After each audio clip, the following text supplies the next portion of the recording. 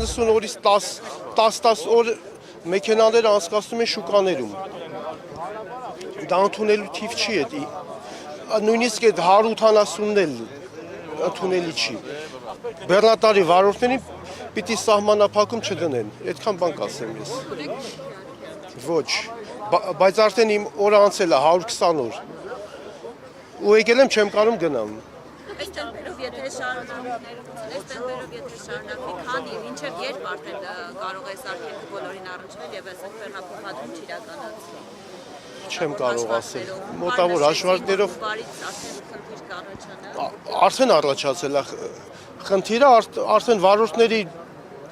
մեծամասնությունը ժամանակն անցել է եւ չեն կարողանում արդեն սահմանը հատել։ Արդեն ռիսկային է գնալը, վերջ։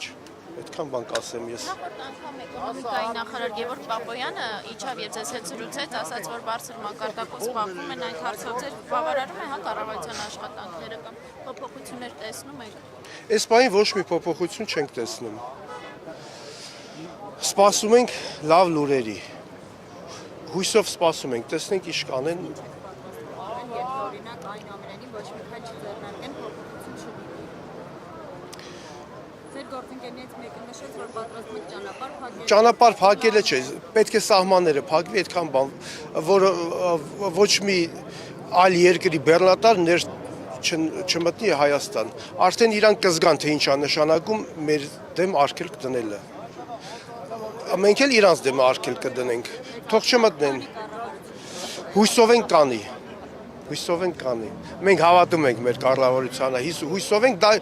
դա մեծ խնդիր չի ինձ թվում է։